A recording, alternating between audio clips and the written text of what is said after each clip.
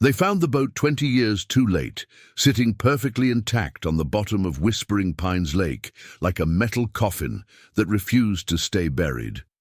Eli and Caleb Hartley had been declared victims of a tragic boating accident in 1988, their disappearance chalked up to bad weather and worse luck. But when diver Len Carver hauled their tackle box from the depths, everything the town believed about that September morning crumbled like wet paper. The brothers hadn't drowned. They'd discovered something in those dark waters that powerful people would kill to keep hidden, something that had been festering beneath the surface for decades, waiting for the right moment to claw its way back into the light.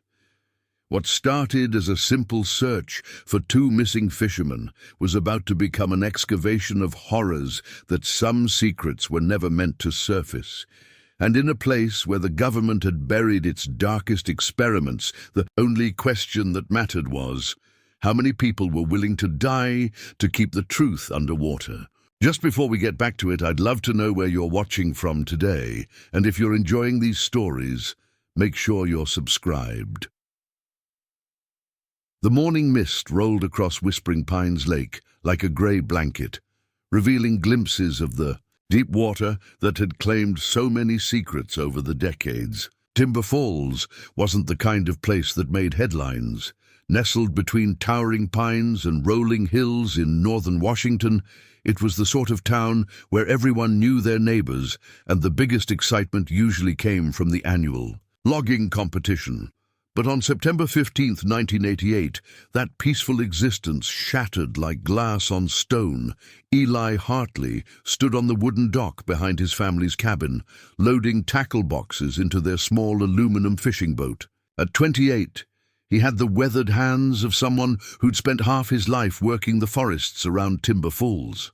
His younger brother Caleb, 25 and fresh-faced, despite sharing the same rugged build, carried a cooler packed with sandwiches and beer down the narrow path. "You remember the spot where Dad used to take us?" Eli called out, securing a fishing rod to the boat's side. "Near the old pine that got struck by lightning?" Caleb grinned, hefting the cooler into the boat. "Course I remember. That's where I caught my first bass." Their father, Harold Hartley, emerged from the cabin carrying a thermos of coffee.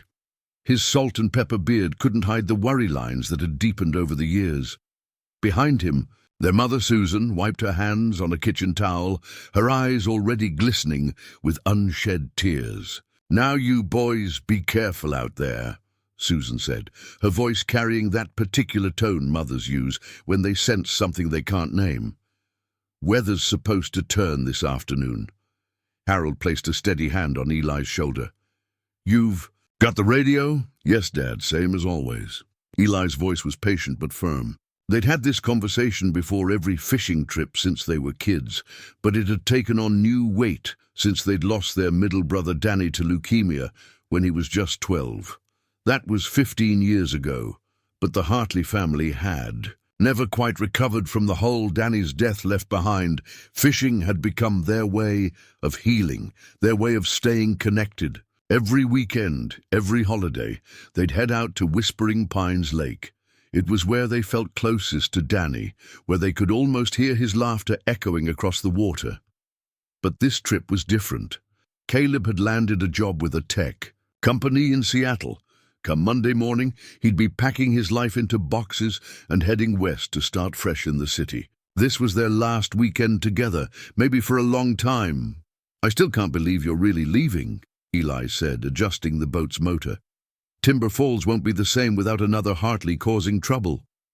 Caleb laughed. But there was sadness in it. "Hey, someone's got to make sure the family name gets some respect in the big city. Besides, it's not forever. I'll be back for Christmas, Thanksgiving, all the important stuff." The brothers had always been close, but they were different as night and day. Eli was steady, reliable, the kind of man who'd rather spend his evening fixing an old truck engine than going out to the local bar. He worked at the lumber mill, same as his father had, and planned to stay in Timber Falls until the day he died. Caleb, on the other hand, had always been the dreamer. He'd studied computer programming at the community college, talked about the future like it was a bright, shining thing just waiting to be grabbed. "Take a picture of us, Mom," Caleb called out, pulling out his camera. "For posterity," Susan managed. A smile, and snapped several photos of her sons standing beside their boat, tackle boxes gleaming in the morning sun. Eli held up his favorite fishing rod, while Caleb grinned and gave a thumbs up. They looked happy, relaxed, like men without a care in the world. "Make sure you get some good shots of the lake," Harold said. "Your mother likes to look at them when you boys are away too long." As they prepared to push off, old Marcus Webb shuffled down from his cabin next door. At 73, Marcus had lived on Whispering Pines Lake longer than anyone, and he had stories that could curl your hair. Most folks dismissed his tales as the ramblings of an old man, but the Hartley boys had always listened with respect. "You fellows heading out to the deep water?" Marcus asked, his rheumy eyes scanning the lake's surface. "Planning on it," Eli replied. "Why, you see something out there?" Marcus was quiet for a long moment, his gnarled fingers working at the brim of his worn baseball cap. "Lake's been restless lately. Fish ain't biting where they should, and I've been hearing things at night." "What kind of things?" Caleb asked, though his tone suggested he wasn't taking it entirely seriously.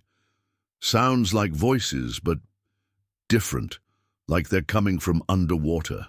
And lights sometimes way out where the water gets real deep." Marcus shook his head. "Probably just my old ears playing tricks, but I've lived here my whole life. Lakes never felt quite like this before." The brothers exchanged glances. Marcus had always been prone to tall tales, but there was something in his voice that made them pause. "We'll keep our eyes open," Eli promised. "Thanks for the warning." As they pushed off from the dock, Susan called out one more time. "Be back by sundown, you hear? I'm making your favorite pot roast, Caleb." "Wouldn't miss it for the world, Mom." The boat's motor puttered to life, and they headed out across the lake's glassy surface. The morning was perfect for fishing. Cool, but not cold, with just enough breeze to keep the bugs away. Whispering Pines Lake stretched out before them like a dark mirror, reflecting the pine-covered hills that surrounded it. "Hard to believe I might not see this place for months," Caleb said, trailing his hand in the water. "I'm going to miss it." "Seattle's got water too," Eli pointed out. "Not like this, not home." They'd been fishing for 2 hours when they noticed the other boat. It was anchored near the eastern shore, maybe half a mile away. Nothing unusual about that. The lake was popular with fishermen from 3 counties. But something about it made Eli uneasy. "You know who that is?" he asked, nodding toward the distant vessel. Caleb squinted through the morning haze. "Can't tell from here. Looks like just one person, though. Been there since we arrived. Haven't seen them move once. Maybe they found a good spot." But as the morning wore on, the other boat remained perfectly still. No fishing lines in the water that they could see. No movement at all, just sitting there watching. "Getting weird vibes from our friend over there," Eli muttered, reeling in his line. "Let's head to the north end." They moved to a different part of the lake, but the feeling of being watched never left them. Caleb noticed it too, though he tried to make light of it. "Maybe it's the lake monster Marcus is always going on about," he joked. "Come to check out the Hartley brothers one last time." "Don't even joke about that stuff," Eli said, but he was smiling. "Remember when we were kids, and he told us about the thing with tentacles? Had nightmares for weeks. They spent the afternoon catching a decent string of bass and sharing memories. As the sun began its descent toward the western hills, they reluctantly began packing up their gear. "One more cast?" Caleb asked. "Mum's expecting us for dinner. You know how she gets." As they started the motor and began heading back toward their dock, Eli noticed the other boat was gone. He scanned the entire lake, but couldn't see it anywhere. It was as if it had simply vanished. "That's strange," he said. "What?" "That boat. It's not there anymore."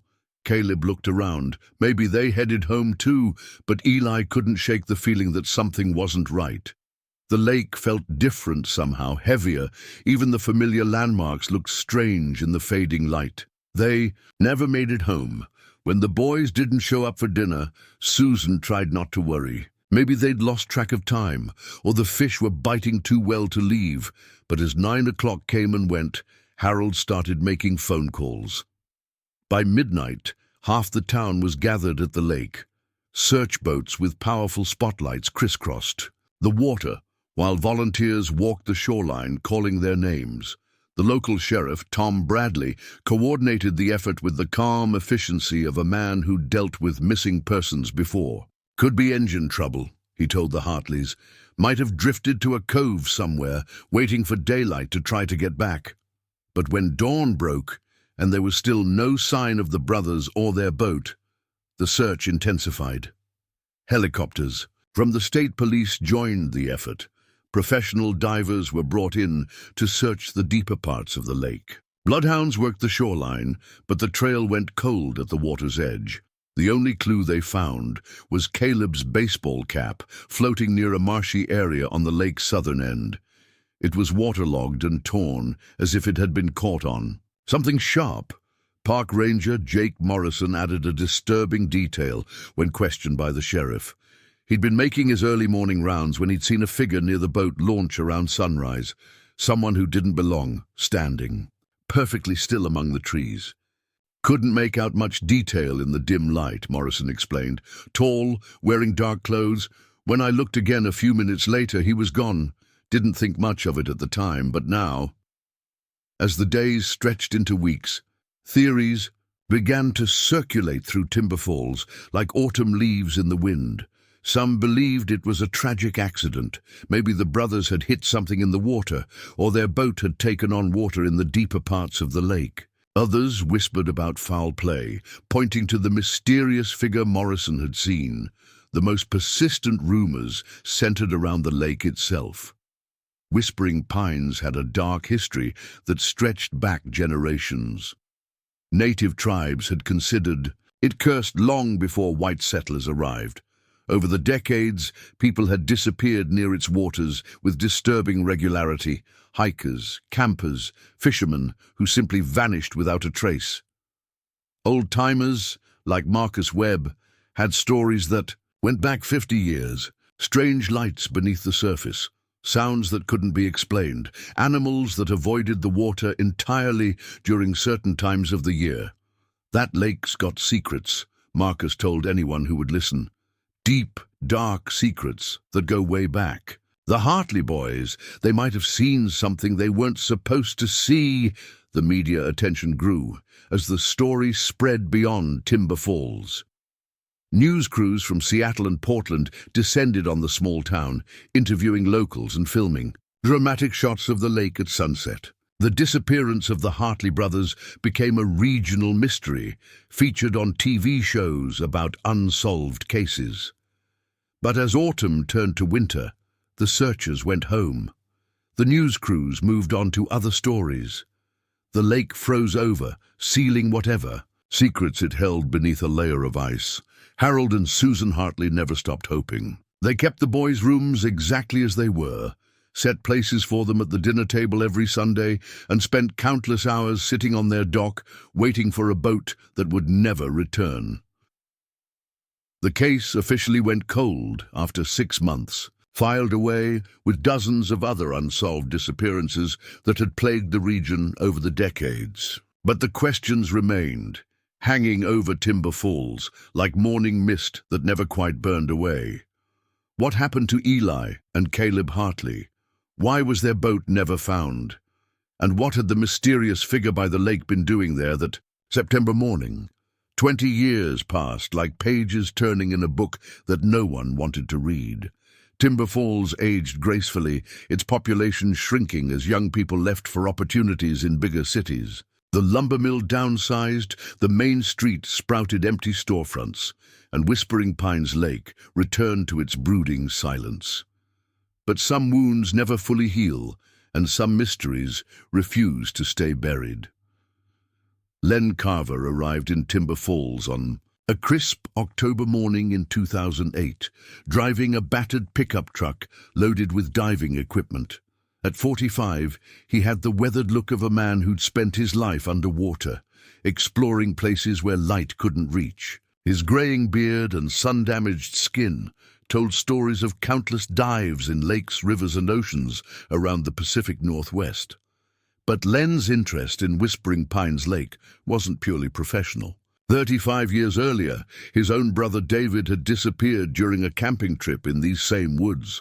The official report claimed David had gotten lost and died of exposure, but his body was never found. The case had consumed Len's life, driving him to become an expert in underwater search and recovery. "Every lake has its stories," Len told the desk clerk at the Timber Falls Motel. "This one has more than most." The clerk, a young woman named Amy, nodded knowingly. "You hear about the Hartley brothers?" "Among others. I'm mapping underwater anomalies for a research project. Sometimes old mysteries surface when the water levels change, and the water levels had changed dramatically. The summer of 2008 had been the driest on record, leaving Whispering Pines Lake nearly 10 feet below its normal level. Sections of the lake bottom that hadn't seen daylight in decades were now exposed, revealing old dock pilings, rusted machinery, and other debris from the lake's past. Len spent his first day reconnoitering the shoreline, taking GPS readings and making notes in a waterproof journal. He'd brought sophisticated equipment, side-scan sonar, underwater cameras, and diving gear rated for depths up to 200 feet. His plan was to systematically map the lake's bottom, documenting everything he found. But as he studied the lake from various vantage points, he kept returning to the northeastern corner, where the water dropped off sharply into a trench that local fishermen called the Deep. According to his research, this was where most of the disappearances had occurred, including the Hartley brothers. "You're not the first to come looking," said a voice behind him. Len turned to find an elderly man with a walking stick watching him with curious eyes. This was Marcus Webb, now 93, and one of the last people who remembered the lake's darker history. "Marcus Webb," the old man introduced himself, "been living on this lake longer than anyone still breathing." Len Carver. "I'm a professional diver doing research on underwater formations." Marcus studied him for a long moment. "Research, huh? Or are you looking for answers like all the others?" There was something in the old man's tone that made Len pause. "What others?" "Every few years, someone shows up asking questions about the folks who've gone missing. Most give up after a week or two, but you've got the look of someone who doesn't give up easy." "My brother disappeared in these woods in 1973, Len admitted. "David Carver. He was 17. Marcus's expression softened. "I remember. Search went on for 2 weeks. Found his campsite, but nothing else. I've been looking for answers ever since. Well, if you're planning to dive the deep, you be careful. That water's claimed enough lives."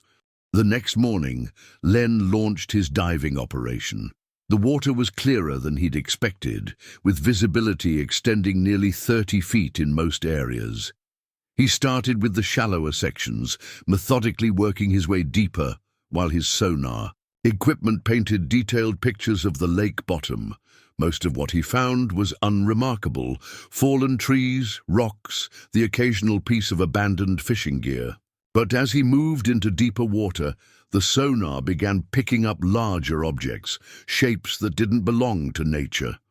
On his third day, diving near the edge of the deep, Len's flashlight illuminated something that made his heart skip. Partially buried in the silt, almost invisible unless you were looking for it, was the overturned hull of a small aluminum boat. Len's training took over, suppressing his excitement as he carefully documented the find.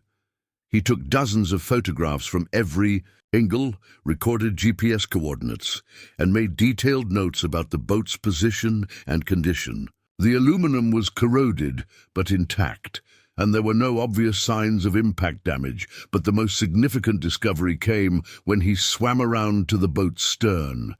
There, barely visible beneath 20 years of lake sediment, were the registration numbers. After cross-referencing with his research files, Len confirmed what he already suspected. This was the Hartley brothers' boat. Swimming in expanding circles around the wreck, Len discovered more evidence. A tackle box, its contents long since dissolved or scattered, lay about 50 feet from the boat. Inside the murky interior, he found corroded fishing lures, a waterlogged wallet, and something that made his blood run cold. A wristwatch still, strapped to what remained of a human forearm. Len carefully collected everything he could, placing each item in waterproof evidence bags. His hands shook as he worked, not from the cold water, but from the magnitude of what he'd found. After 20 years, the Hartley brothers had finally been located. But questions immediately arose. The boat was in nearly 200 feet of water, far from where the brothers had planned to fish. There were no signs of impact or collision that would explain why they'd sunk. And most puzzling of all, the boat was perfectly intact. If they'd capsized, where were their bodies? Len surfaced and immediately called the sheriff's office. Within hours, the lake was swarming with official activity. Sheriff Bradley had retired years earlier, replaced by a younger man named Rick Patterson, who'd heard the Hartley story but never expected to deal with it personally. "You sure about the identification?" Patterson asked, examining the evidence bags spread across. A folding table, registration numbers match. The tackle box is the same brand and color described in the original missing persons report. And this, Len held up the waterlogged wallet, still has a driver's license belonging to Eli Hartley. Patterson whistled low. "Hell of a thing. Their parents still live in town, you know. This is going to hit them hard." The news spread through Timber Falls faster than wildfire. Harold and Susan Hartley, now in their 70s and worn down by decades of uncertainty, were among the first to arrive at the lake. Susan broke down when she saw her son's tackle box, running her fingers over the familiar scratches and dents. "They loved that old box," she whispered. "Harold gave it to them when they were just boys." The forensics team arrived the next day, led by Dr. Sarah Chen, a specialist in underwater crime scenes. She spent hours examining Len's photographs and interviewing him about the discovery. "The boat's position is interesting," she noted. "It's not in a direct line from their launch point to any of the popular fishing spots. It's like they were heading somewhere specific." "Or running from something," Len suggested. Dr. Chen nodded. "That's possible too. We'll need to do more extensive diving to look for additional evidence." As the investigation officially reopened, old questions resurfaced with new urgency. The mysterious figure Jake Morrison had seen near the boat launch was long dead, taking his secrets with him. But other witnesses came forward, people who'd been too afraid or uncertain to speak up 20 years earlier. Tom Bellinger, who'd been Eli's best friend, admitted that Eli had mentioned feeling like they were being watched during their last few fishing trips. He was spooked about something, but he wouldn't say what, just kept talking about how the lake felt different. More disturbing was the testimony of retired game warden Pete Harrison, who'd been patrolling the area in 1988, but had never been interviewed by the original investigators. "I saw lights under the water that night," Harrison told the new investigative team. "Figured it was just divers, maybe searching for the missing boys. But when I checked with the sheriff's office the next day, they said no diving operations were scheduled." The discovery of the Hartley brothers' boat sent shockwaves through the true crime community. The case that had been gathering dust for 2 decades was suddenly front-page news again. Documentary crews arrived in Timber Falls, and the small town found itself thrust back into the spotlight it had long ago learned to avoid.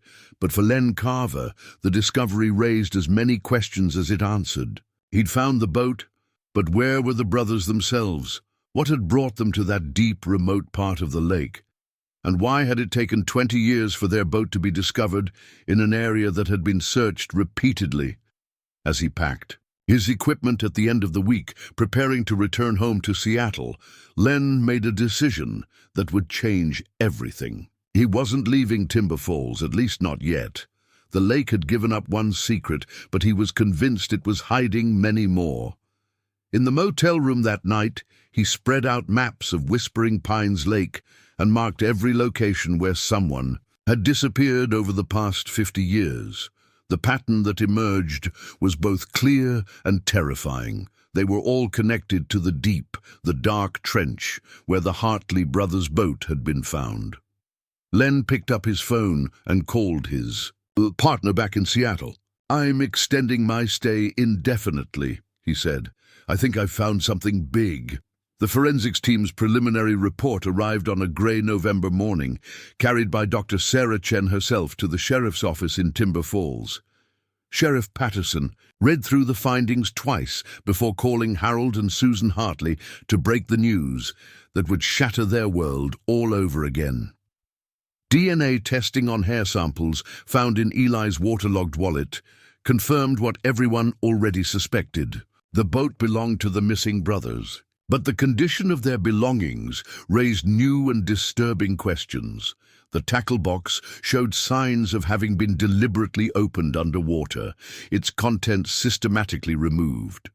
The wallet had been carefully searched, with only certain items left behind. Someone went through their things, Dr. Chen explained to the gathered investigators.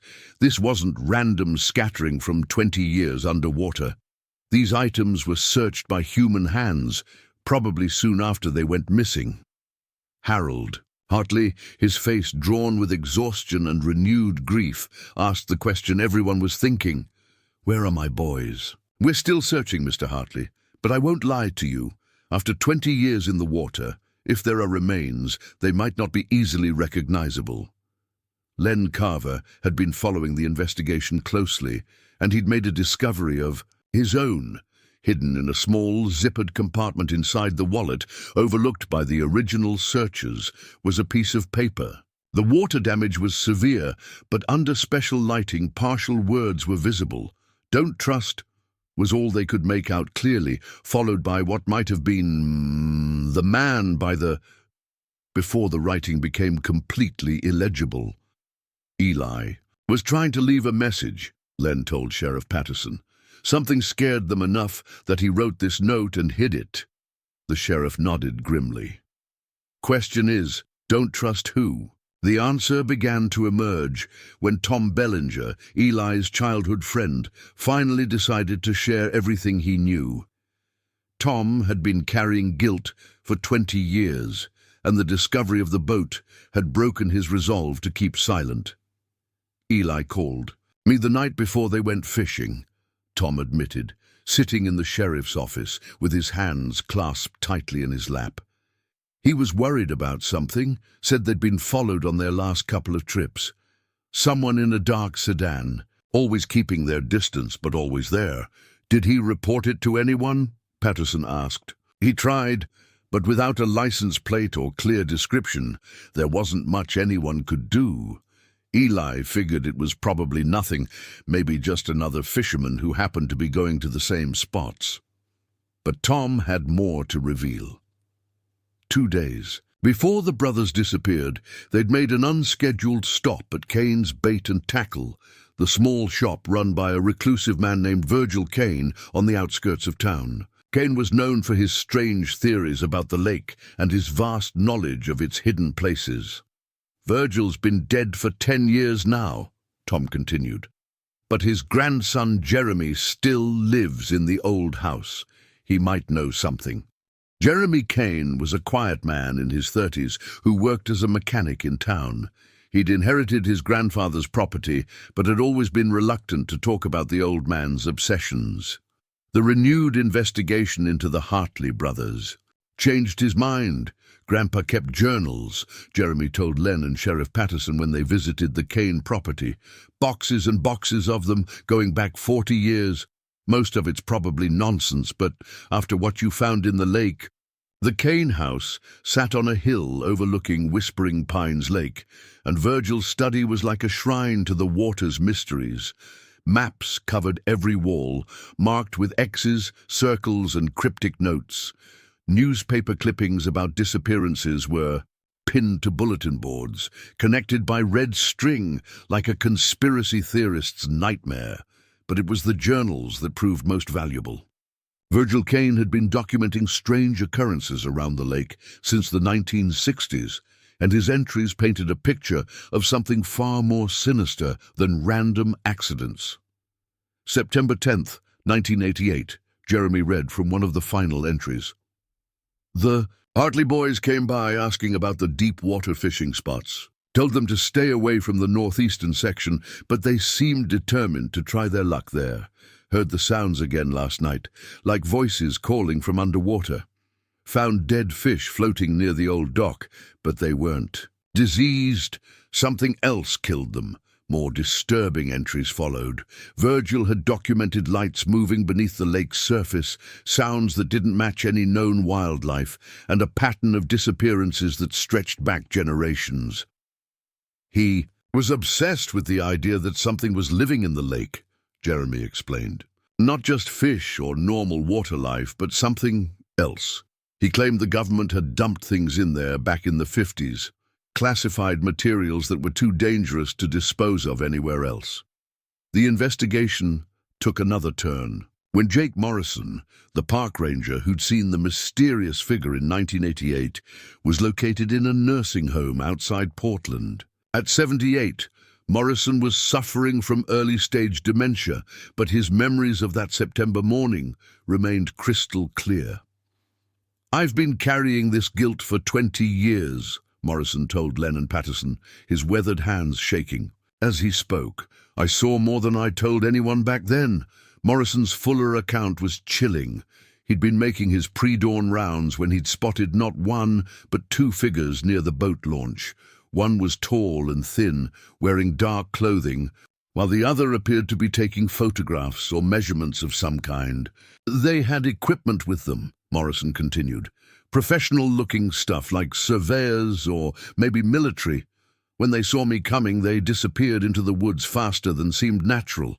I found tire tracks later from a vehicle that had been parked just off the main road.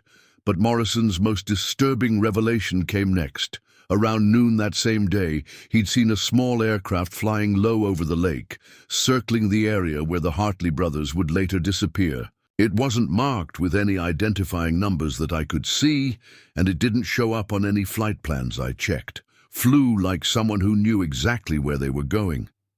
As these new details emerged, a pattern began to form. The Hartley brothers hadn't simply vanished in a boating accident. They'd stumbled into something much larger and more dangerous. Dr. Sarah Chen had been conducting her own investigation, focusing on the lake's history and geology.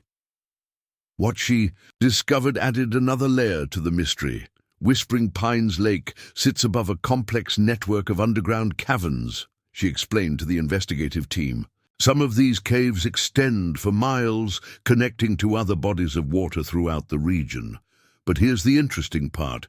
In the 1950s, sections of these caves were sealed off by the federal government. The reason for the government involvement was classified, but Chen had managed to uncover partial records through Freedom of Information Act requests. Project Echo Lake, as it was codenamed, had involved the disposal of experimental materials in the deepest parts of the lake.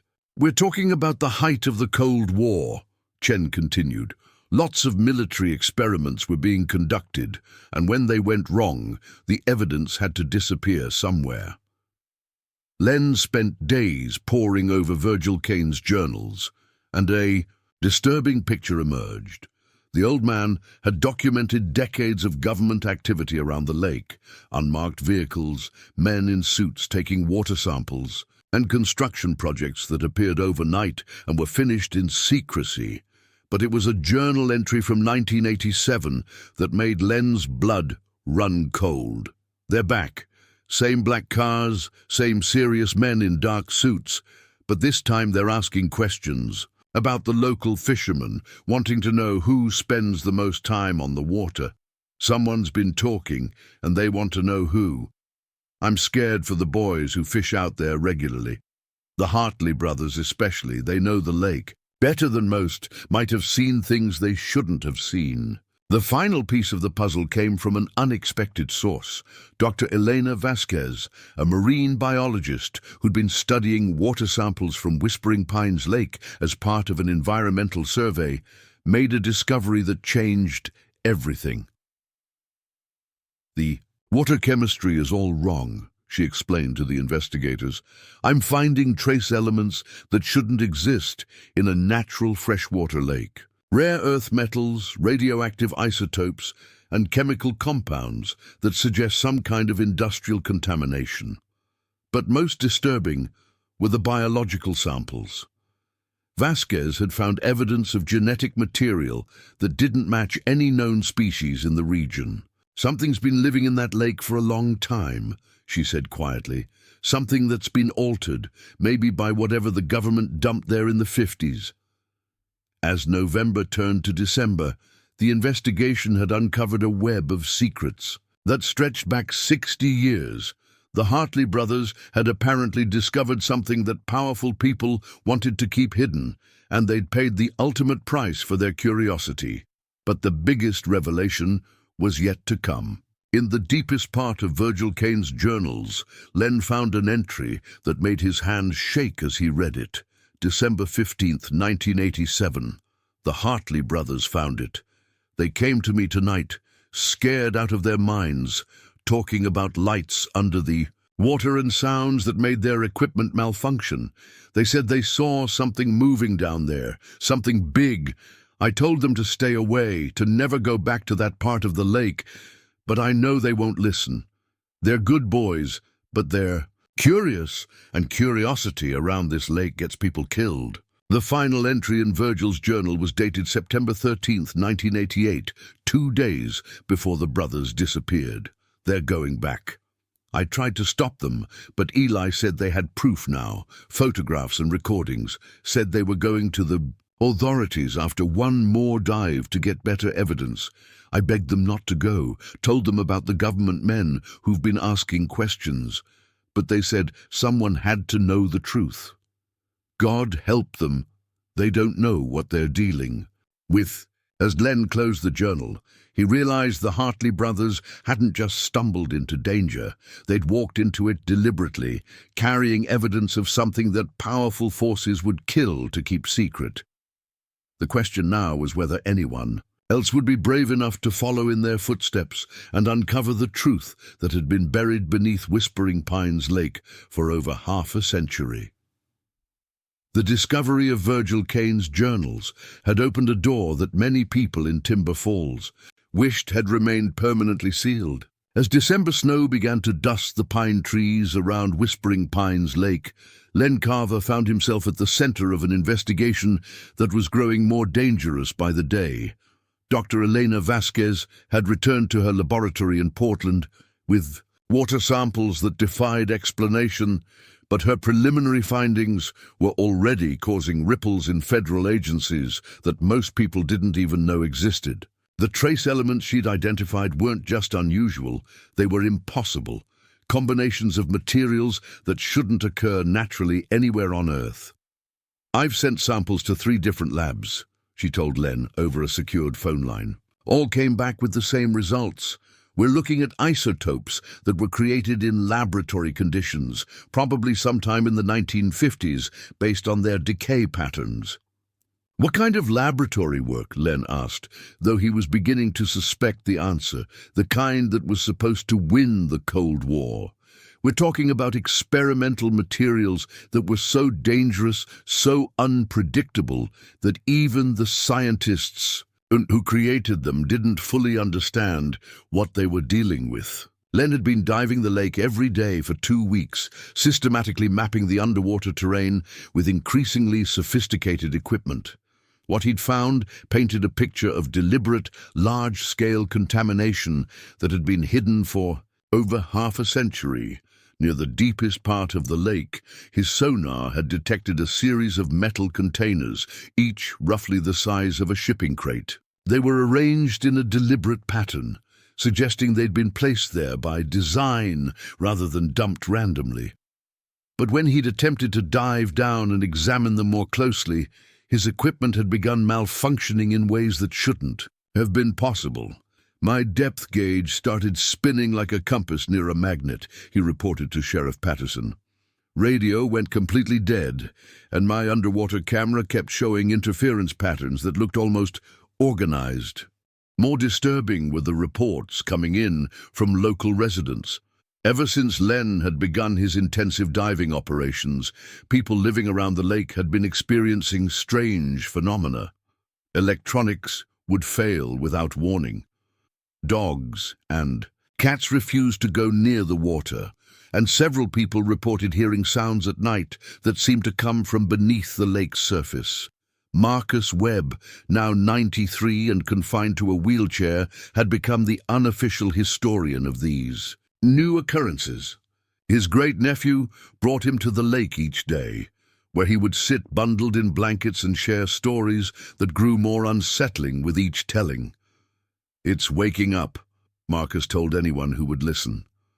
"Whatever they put down there in the 50s, it's been sleeping for decades, but now it knows someone's looking for it." The breakthrough came when Jeremy Kane discovered a cache of photographs hidden in his grandfather's attic. Virgil had apparently been documenting government activities around the lake with a telephoto lens, and the images he'd captured were extraordinary. The photographs showed military vehicles that had never appeared in any official records. Men in hazmat suits loading unmarked containers onto barges, and most shocking of all, clear images of a metal structure being lowered into the lake's deepest waters, a structure that looked disturbingly like some kind of research facility. "Grandpa was right," Jeremy said quietly, spreading the photographs across the kitchen table in his inherited house. "They didn't just dump waste in the lake. They built something down there." Dr. Vasquez arrived in Timber Falls the next day, bringing with her a team of specialists and equipment that looked more suited to a space mission than a lake investigation. Her findings had attracted attention from federal agencies, and she'd been given unlimited resources to uncover the truth about Project Echo Lake.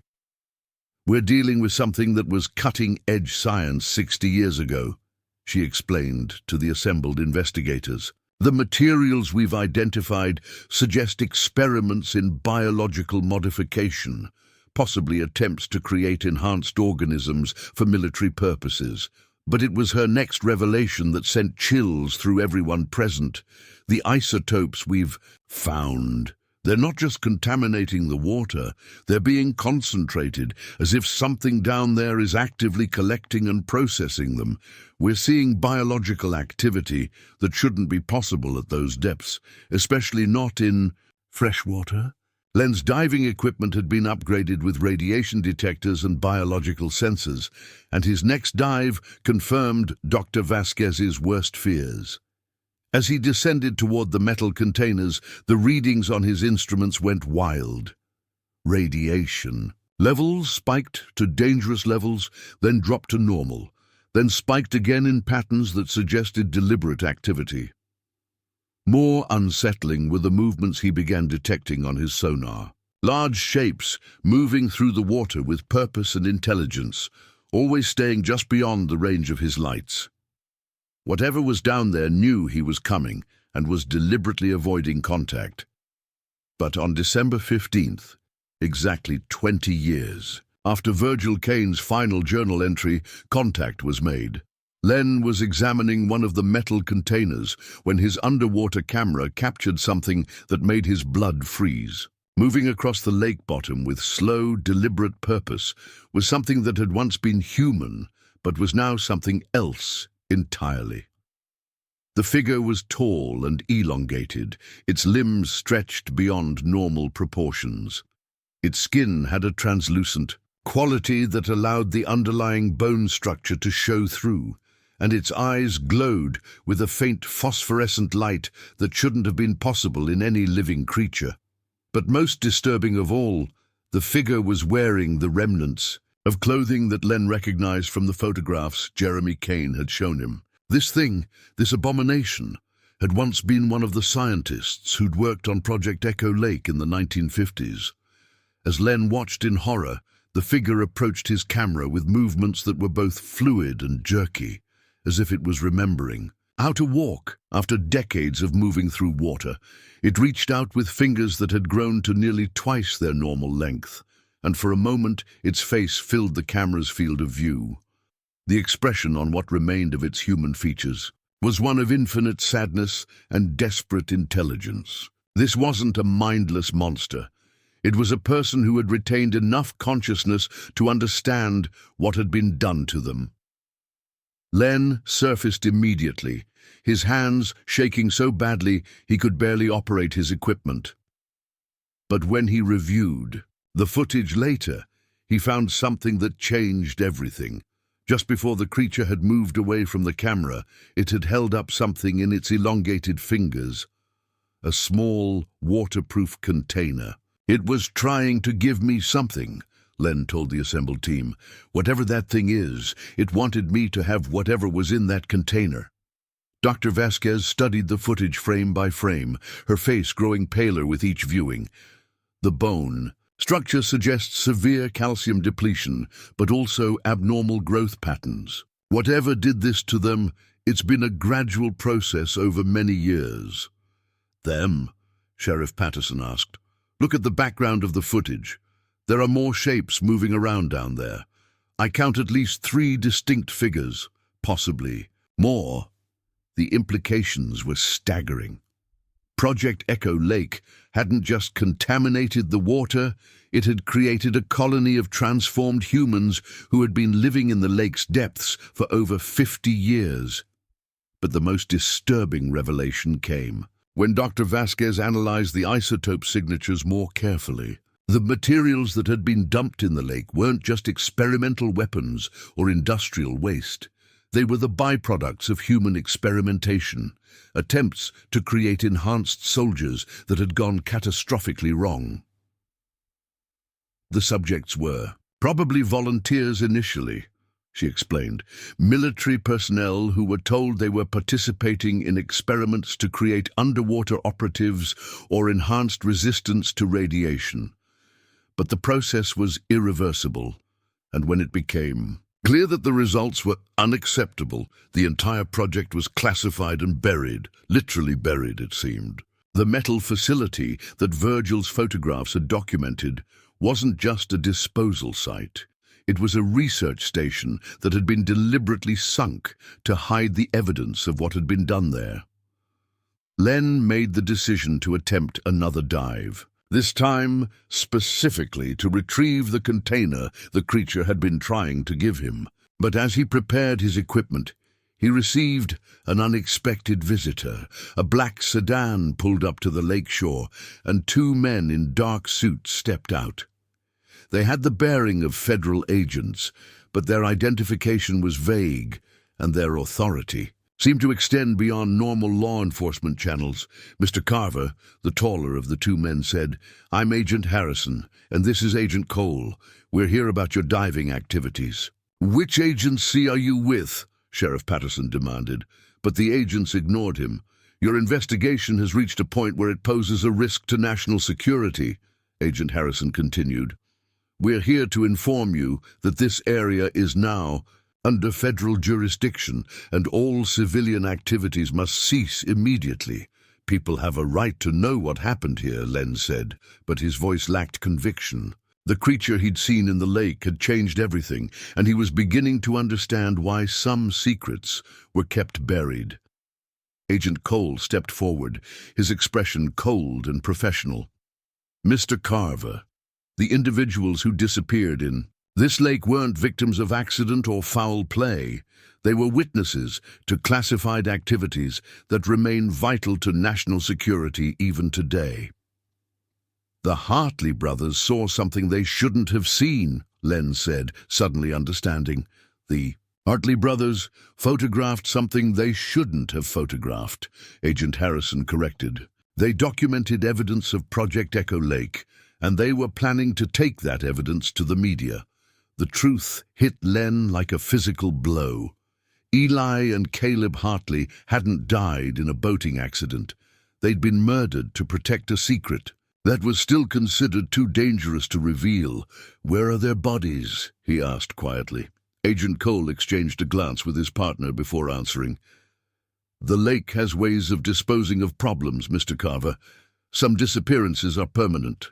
But as the agents prepared to leave, warning Len and the others to abandon their investigation immediately, something unexpected happened. The lake's surface, which had been perfectly calm, suddenly began to churn and bubble, as if something massive was rising from the depths. All 5 men, Len, Sheriff Patterson, Jeremy Kane, and the 2 federal agents, watched in stunned silence as a metal structure broke the surface near the center of the lake.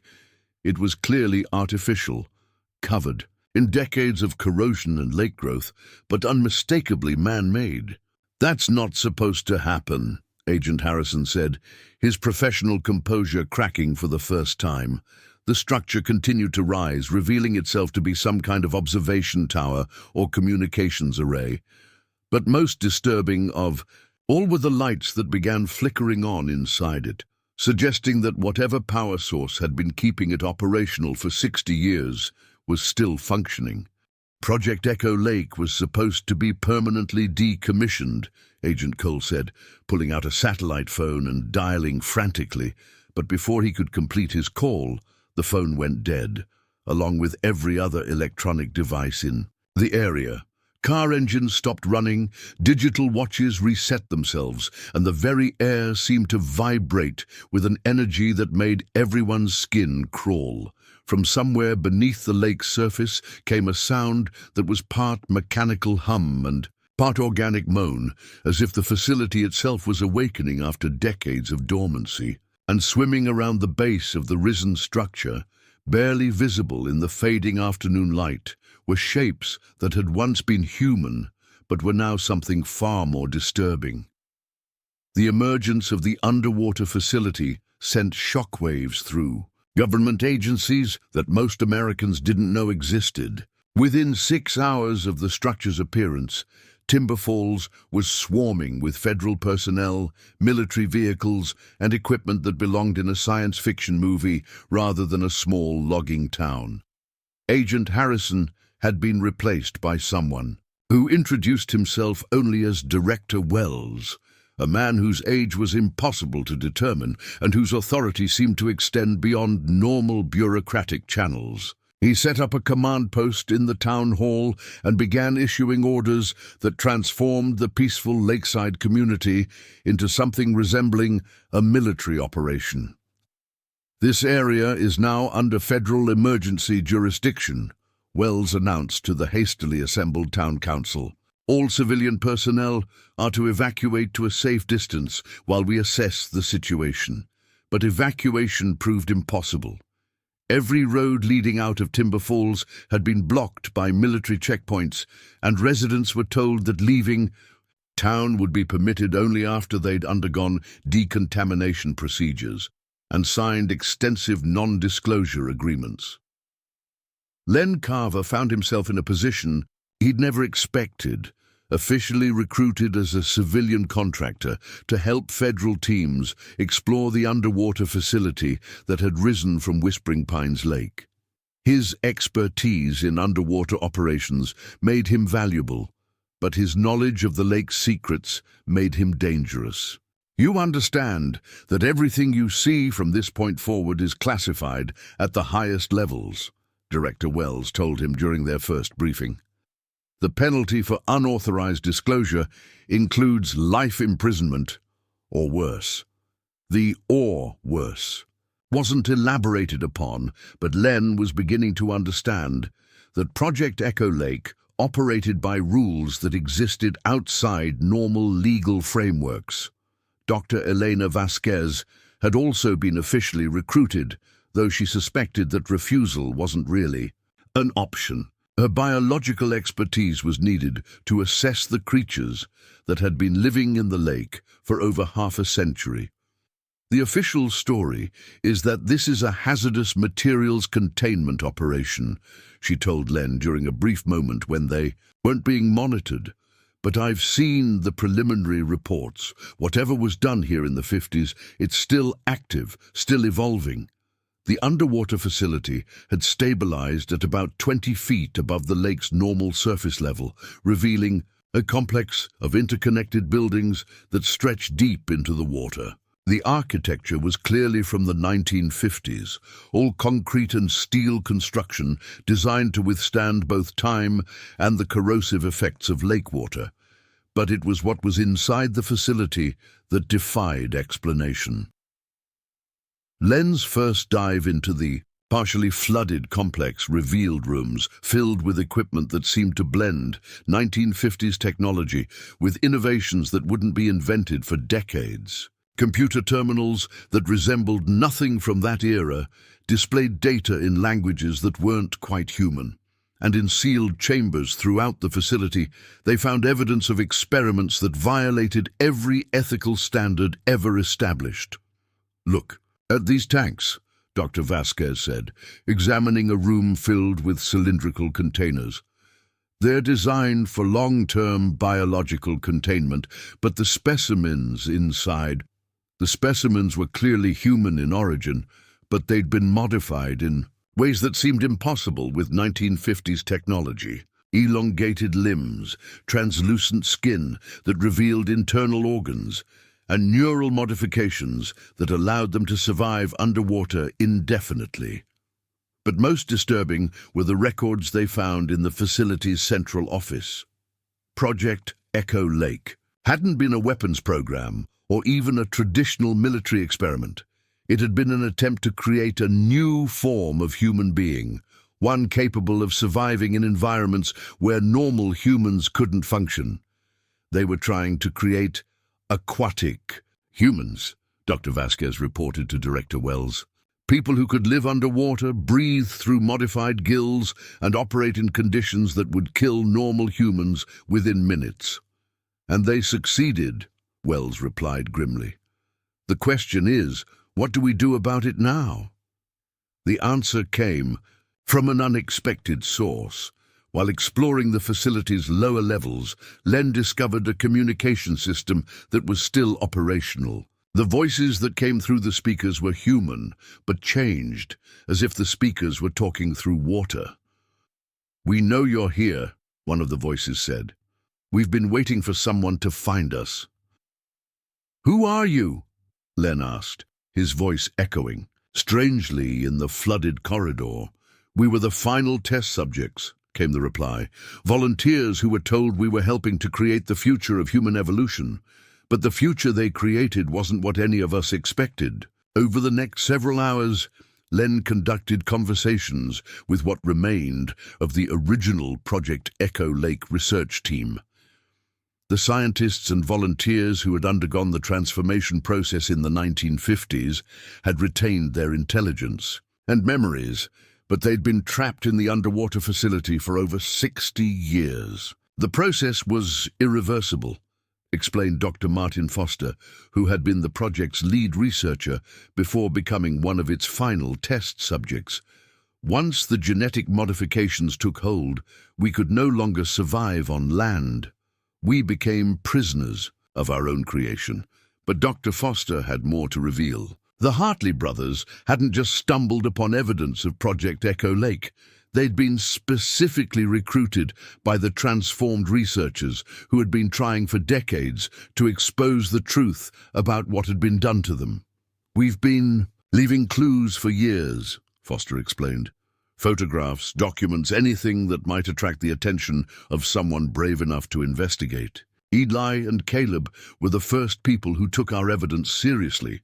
"What happened to them?" Len asked, though he was beginning to suspect the answer. "They were eliminated by the same people who are running this operation now. But before they died, they managed to hide the evidence we'd given them. It's still out there, somewhere in the lake." This revelation sent Director Wells into a panic. The idea that compromising evidence was still hidden somewhere in Whispering Pines Lake posed an unacceptable risk to national security. "Find it," he ordered his teams. "Turn this entire lake upside down if you have to, but find whatever the Hartley brothers hid." But the transformed researchers had one more surprise. Over the decades, they'd been secretly modifying the lake's ecosystem, creating a biological defense system that would protect their secrets. The strange creatures that residents had been reporting weren't just the result of contamination. They were guardians, genetically engineered to prevent unauthorized access to the facility. "You'll never find what you're looking for," Dr. Foster told Director Wells during one of their monitored conversations. "We've made sure that the lake itself will protect the truth." As if to emphasize the point, several of Wells's diving teams began reporting equipment failures and encounters with aggressive aquatic life that didn't match any known species. Something in the lake was actively fighting back against the federal operation. The situation deteriorated rapidly when one of the diving teams simply vanished. Their equipment was found floating on the surface, but the divers themselves had disappeared without a trace. Radio contact had been lost suddenly, and underwater cameras showed only murky water and strange shadows moving just beyond the range of visibility. "We're dealing with an intelligent defense system," Dr. Vasquez reported. "The creatures in the lake aren't just random mutations. They're organized, cooperative, and they're protecting something." Director Wells made a decision that would have far-reaching consequences. Rather than continue trying to penetrate the lake's defenses, he ordered the facility to be sealed permanently and the entire area to be classified as a permanent exclusion zone. "This operation never happened," he announced to his teams. "Timber Falls will be evacuated permanently, and the lake will be monitored indefinitely to ensure that nothing ever emerges from it again." But Len Carver had other plans. During his final authorized dive into the facility, he'd managed to locate and retrieve the evidence that the Hartley brothers had hidden. It was contained in a waterproof case that had been concealed in one of the facility's ventilation systems, exactly where Dr. Foster had suggested it might be. The case contained photographs, documents, and audio recordings that proved beyond doubt what had been done at Project Echo Lake, but more importantly, it contained Eli Hartley's final message, recorded just hours before his death. "If you're hearing this, it means we didn't make it out alive," Eli's voice said through the static of the old recording. "But we found proof of what they've been hiding in this lake for 60 years. People have a right to know what their government did here and what's still living down there in the dark."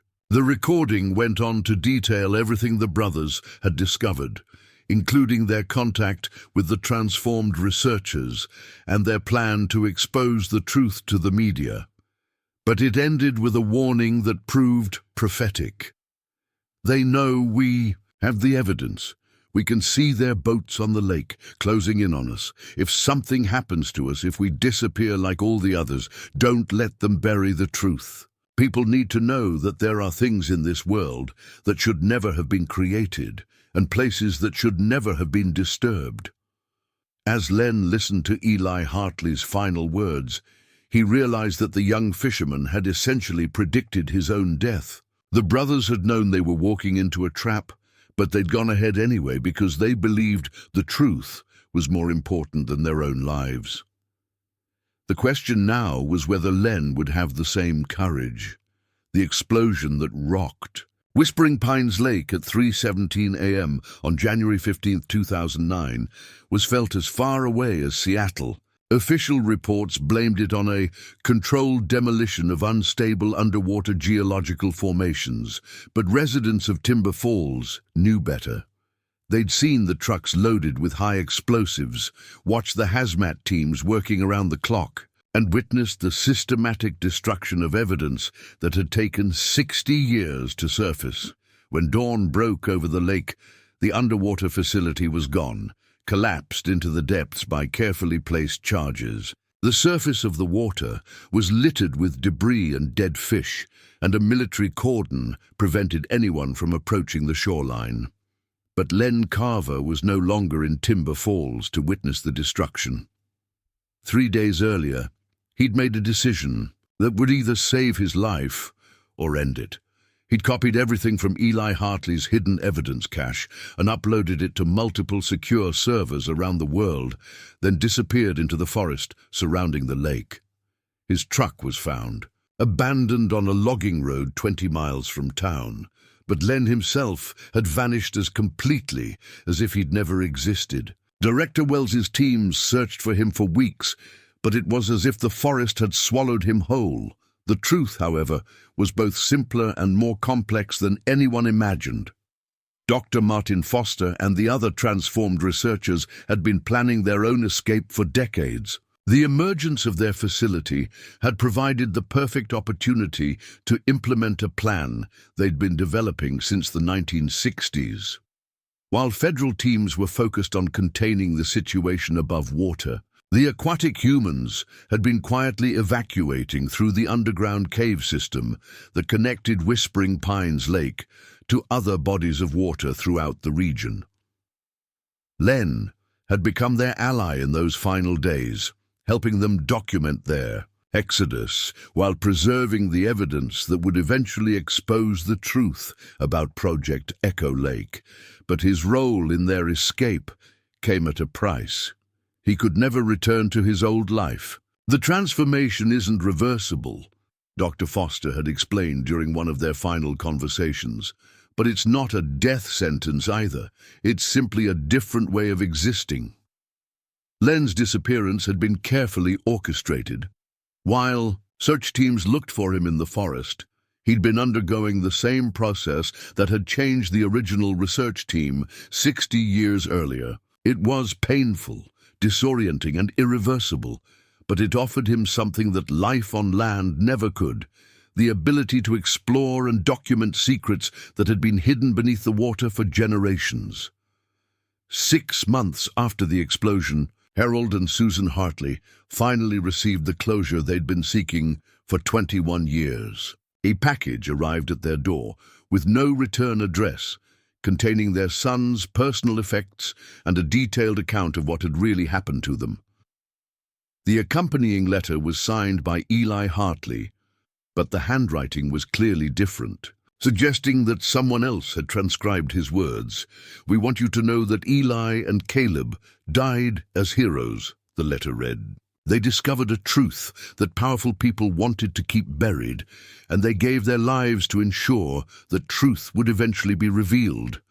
Their sacrifice saved dozens of innocent people from sharing their fate, and their courage inspired others to continue the fight for transparency and justice." The letter went on to explain that the brothers' remains had been recovered and given a proper burial in a location that would remain secret for security reasons. But it promised that their story would not be forgotten, and that the evidence they died to protect would eventually be made public. That promise was fulfilled exactly 1 year after the lake explosion. On January 15, 2010, every major news outlet in the country received identical packages containing thousands of pages of documents, hundreds of photographs, and hours of audio and video recordings that expose the full truth about Project Echo. But the revelations sparked a national scandal that reached the highest levels of government. Congressional hearings were held, military officials were forced to testify under oath, and previously classified documents were released that detailed 60 years of illegal human experimentation. Jeremy Kane became an unexpected celebrity when he published his grandfather's complete journals under the title Whispers from the Deep, a chronicle of government secrets and small-town courage. The book became a bestseller and was eventually adapted into a documentary that won several awards for investigative journalism. Dr. Elena Vasquez left government service and founded a non-profit organization dedicated to exposing environmental contamination caused by classified military programs. Her work led to the discovery of similar facilities at lakes and rivers across the country, each with its own dark history of experimentation and cover-ups. Timber Falls itself was never the same. The town was officially evacuated and declared a permanent federal exclusion zone, but it became a pilgrimage site for truth seekers, conspiracy theorists, and people who believed that governments shouldn't be allowed to conduct secret experiments on their own citizens. The lake was drained partially in a highly publicized operation that revealed the remains of the destroyed underwater facility. Among the debris, search teams found personal effects belonging to dozens of people who had disappeared over the decades, finally providing closure to families who had been searching for answers for generations. But perhaps the most significant discovery was a sealed chamber that had survived the explosion.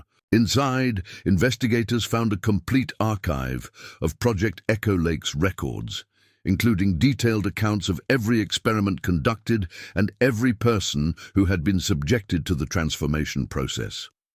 The final entry in the archive was dated just days before the facility's destruction. It was written by Dr. Martin Foster in his own hand, and it served as both a confession and a warning. "We have become something that nature never intended," Foster wrote. "The experiments that created us were driven by fear, ambition, and the belief that humans could be improved through science. But we learned too late that some improvements come at a cost that no one should be willing to pay. The lake has been our prison for 60 years, but it has also been our sanctuary. We have lived in a world that exists between human and something else, watching the surface world change while we remain trapped in a moment from 1953. But our imprisonment is ending, and we are finally free to tell our story. To those who come after us, we offer this warning. There are still secrets buried in lakes and rivers across this country. Still, facilities hidden beneath the water. Still, experiments being conducted in the name of national security. The courage shown by Eli and Caleb Hartley gave us the strength to expose this one truth. But there are many more truths waiting to be discovered. Do not let fear or authority prevent you from asking the difficult questions. Do not let anyone convince you that some secrets are too dangerous to reveal. The price of silence is always higher than the cost of truth. The letter ended with coordinates for 17 other locations across North America where similar facilities were suspected to exist. It would take investigators years to explore all of them, but each site yielded new evidence of government experimentation that had been hidden from the public for decades. As for Len Carver, he was never seen again in his human form. But lake, divers and underwater researchers across the Pacific Northwest began reporting encounters with a figure who seemed to be documenting their work. Someone who helped them find evidence they might have missed, guided them away from dangers they couldn't see, and left behind photographs and recordings that aided their investigations. The figure was always described the same way: tall, elongated, moving through the water with impossible grace, and carrying equipment that seemed far more advanced than anything available to civilian researchers. But most importantly, the figure always seemed to be protecting something, ensuring that the secrets buried beneath the water would eventually find their way to the surface. On quiet evenings at Whispering Pines Lake, now a closely monitored federal research site, security cameras sometimes captured images of lights moving beneath the water.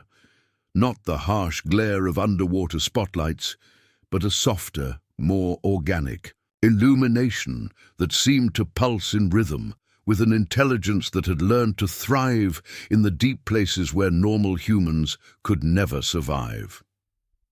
Local legends spoke of voices that could sometimes be heard echoing across the water on still nights, voices that sounded almost human but carried a quality that suggested they'd been changed by their long residence in the dark. The voices spoke of justice, of truth, and of the price that brave people pay when they choose to stand against forces more powerful than themselves. And sometimes, just sometimes, the voices spoke the names of two brothers who had sacrificed everything to ensure that the truth would never be completely buried, no matter how deep it was hidden or how many people tried to keep it secret.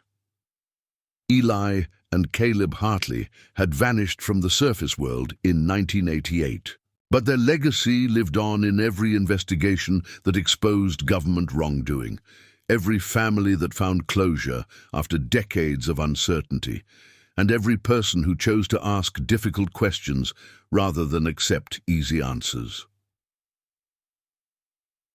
The lake kept its secrets, but it also kept its promises, and in the end, that was all that mattered. If stories like this make you question what other secrets might be hidden in plain sight, hit that like button and subscribe for more mysteries that challenge everything you thought you knew about the world around us.